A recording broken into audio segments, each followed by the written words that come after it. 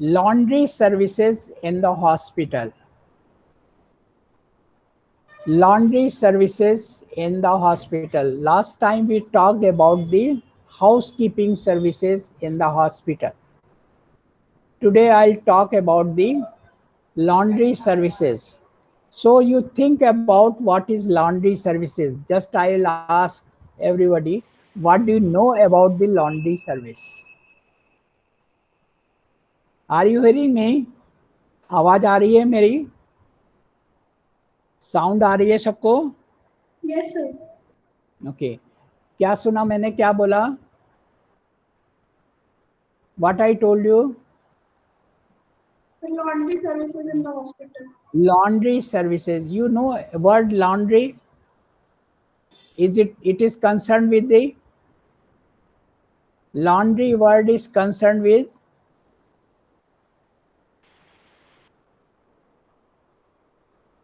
किससे कंसर्न होता है? लॉन्ड्री वर्ड किससे कंसर्न है?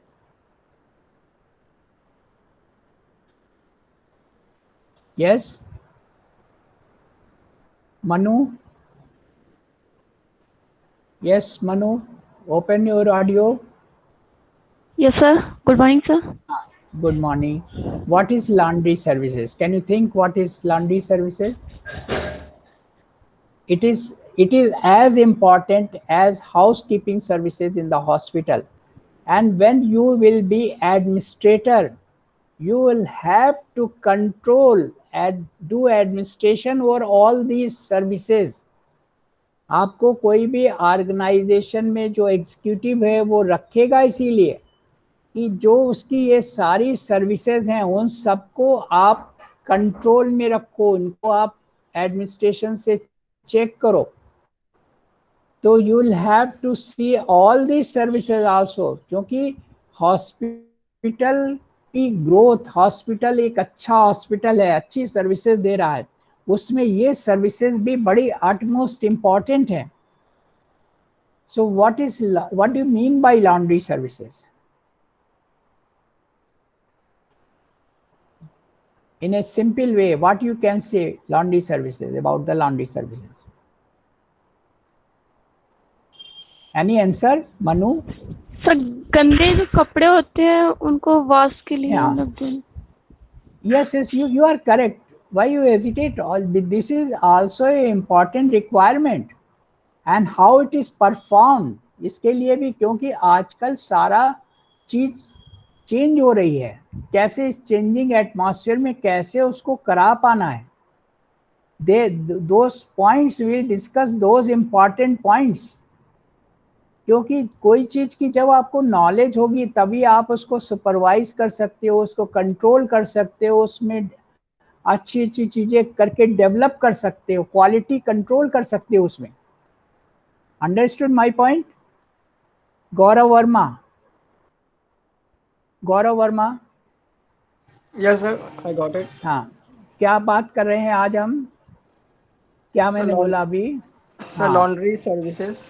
लॉन्ड्री सर्विसेज क्या मतलब होता है लॉन्ड्री सर्विसेज? सर धुलाई सेवा. हाँ, धुलाई किस चीज की?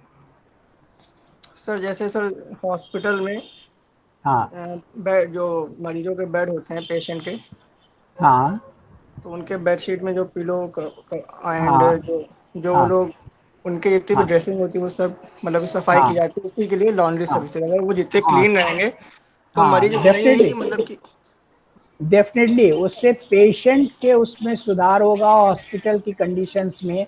यही चीजें एज एडमिनिस्ट्रेटर आपको सब चीजें संभालनी पड़ेंगी. जो कोई एग्जीक्यूटिव आपको अपने हॉस्पिटल में रखेगा वो ये सारी सर्विसेज अच्छी चल रही हैं, ये सारी चीजें आपको देखनी पड़ेंगी. जरूरी नहीं है कि आप उसको करो. बहुत सी चीजें एडमिनिस्ट्रेटर क्या करता है, एडमिनिस्ट्रेशन करके कंटिन्यूस टीचिंग लर्निंग प्रोसेस है, क्या क्या नए मेथड्स हो रहे हैं, किस मेथड से हम सुपरवाइज कर सकते हैं चीज अच्छी हो, तो ये सब चीजें जाननी बहुत जरूरी है. Yes sir. Okay okay sir. Then Abhishek. Abhishek Abhishek Chandel, are you hearing me? Abhishek ने ओपन तो किया है अपना बट हमारे ख्याल से है नहीं वहाँ पे। Then Divya Shukla, Divya Shukla, are you hearing Yes, me? yes, sir. हाँ बताइए, what do mean by laundry services? Sir, laundry services is responsible for providing an adequate, clean, and constant supply of lining to all the user. मतलब hospital में जो भी मतलब very very good, very good. दिमाग में concept होना चाहिए कि ये क्या है। और आजकल लॉन्ड्री सर्विसेज दो तरह से भी होती है। एक तो हॉस्पिटल में सर्विसेज अवेलेबल हैं, हॉस्पिटल में सर्विसेज अवेलेबल हैं, और दूसरी हॉस्पिटल में नहीं अवेलेबल हैं, आउटसोर्स की गई हैं। आउटसोर्स माने बाहर से कहीं अरेंजमेंट किया गया, बाहर कोई लॉन्ड्री सर्विस वाले को अपॉइंट कर लिया गया, कॉन्ट्रैक्ट दे दिया गया, और वो कॉन्ट्रैक्ट बेसिस पे सारी चीजें ले करके हॉस्पिटल से हॉस्पिटल में क्लीन चीजें लाके दे रहा है। That is known as outsourcing. जैसे आप कभी कभी घर में खाना नहीं बना होता है ना, तो आपने ऑनलाइन ऑर्डर कर दिया, तो खाना जो आया वो आउटसोर्स से आया। तो ऐसी आउटसोर्सिंग सर्विसेज, और जो आपके किचन में बना वो घर में बना हुआ खाना होममेड हो गया। तो होममेड और ये जो सर्विसेज बाहर से हुई ये आउटसोर्सिंग सर्विसेज हो गई। आउटसोर्सिंग जोमेटो वाले हैं या कोई और हैं, इनको आपने फ़ोन किया हमें यहाँ से ये चीज़ चाहिए खाने की, वो आ गई, तो वो दैट इज़ आउटसोर्स सर्विसेज। तो वैसे ही दो तरह की सर्विसेज हो सकती हैं, that depends on the size of the hospital, management of the hospital, that depends on the different thoughts about the executive of the hospital. So they are of two types. So we'll discuss now. I am starting my lecture. I think most have joined.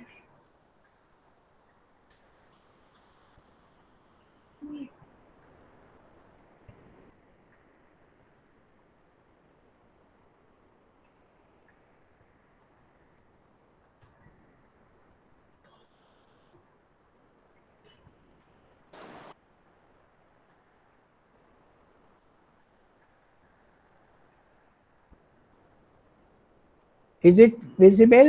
Screen दिख रही है आपको? yes, sir. आप सबको screen दिख रही है, voice भी आ रही है क्लियर? जहाँ पर भी कोई प्रॉब्लम हो तुरंत बताइएगा। Yes, sir. So laundry services in hospitals. The laundry service can be in-house or outsourced. ये भी जो भी बात हमने करी थी कि हॉस्पिटल में इन हाउस हो सकती है, यानी सारी चीज़ें जो इससे कंसर्न चीज़ें हैं वो सब वहीं हॉस्पिटल में करी जा रही हैं। एक डिपार्टमेंट बना दिया गया लॉन्ड्री सर्विस का, वहीं पर हो रही हैं, या आउटसोर्स हो रही हैं। जैसे मैंने कहा, किसी एक कॉन्ट्रैक्ट दे दिया गया किसी पर्सन को, वो सारी चीज़ें, तो वो वहाँ से चीज़ कलेक्ट करेगा, क्लीन करके दे जाएगा वापस, तो ये आउटसोर्स हो गया। As a rule only following items में बी क्लीन। अब इसमें आपको ये जानना ज़रूरी है कि ये लॉन्ड्री में, हॉस्पिटल की लॉन्ड्री में क्या क्या चीज़ें साफ़ की जा सकती हैं। हॉस्पिटल पेशेंट्स लिनेन, अभी जो बताया था किसी ने कि हॉस्पिटल के बेड्स और उनके जो चीज़ें होती हैं, कपड़े, तो वही बात आ रही है। हॉस्पिटल पेशेंट्स लिनेन, लिनेन माने जितने भी कपड़े हैं पेशेंट से संबंधित, यानी उसके बेड से संबंधित और उनको पहनने वाले कपड़ों से संबंधित, जो उनको पहनाए जाते हैं, बेडिंग से और पहनने वाले से, पहला नंबर वो। दूसरा हॉस्पिटल कर्टेंस, जहाँ पर वो कर्टेंस हैं उनकी भी क्लीनिंग होनी मस्ट है।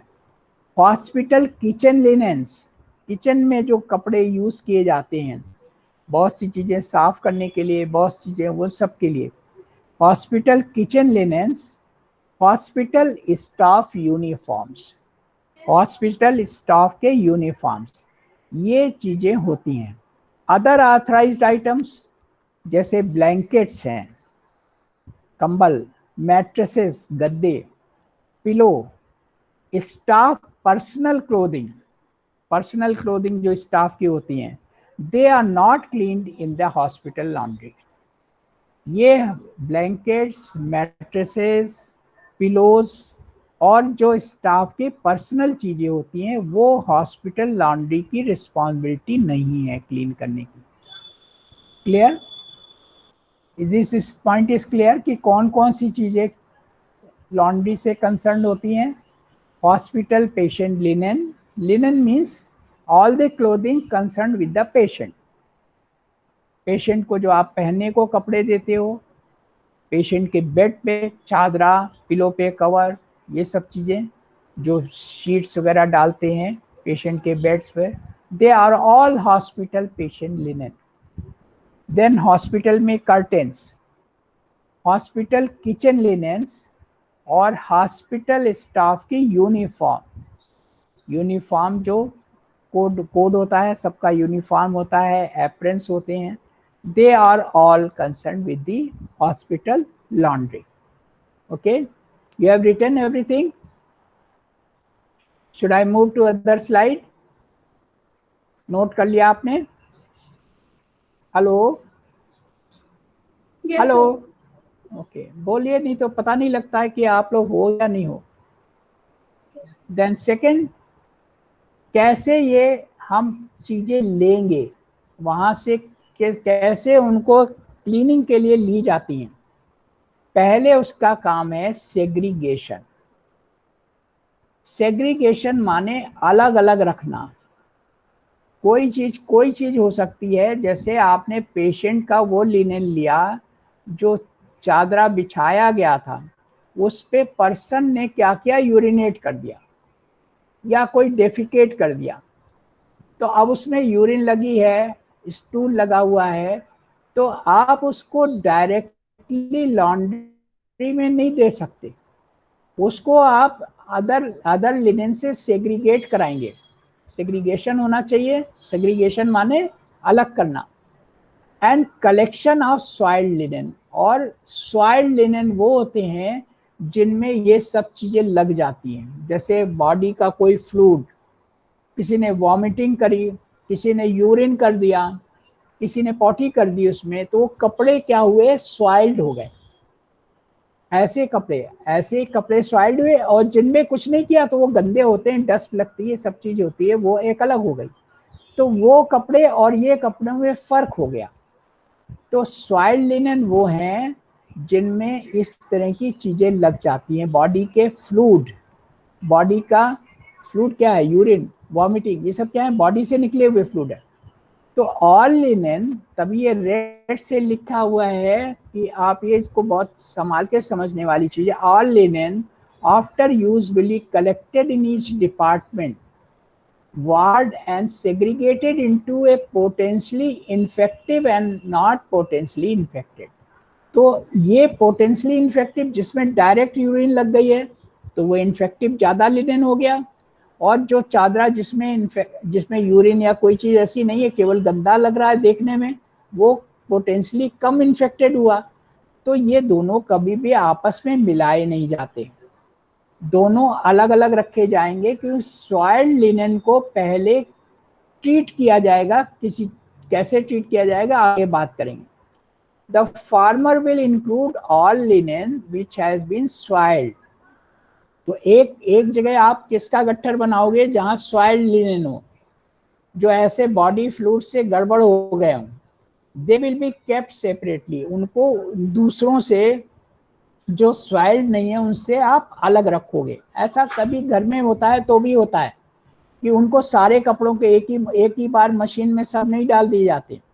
जो सॉइल्ड लिनेन है उनका पहले ट्रीटमेंट अलग होता है, जो चीज उसमें गंदगी की लगी है उसको वाटर के नीचे कुछ एंटीसेप्टिक लोशन से उसको पहले साफ किया जाता है, उसके बाद फिर कॉमन कपड़ों के साथ मिलाया जाएगा। तो सॉइल्ड लिनेन को सेग्रीगेट करते हैं और अलग कलेक्ट करते हैं। Is this point clear? Is this point clear to everybody? What is soiled linen? Everybody came to know? हाँ। Personal working in the receiving and sorting area are required to wear a long gown, mask and gloves.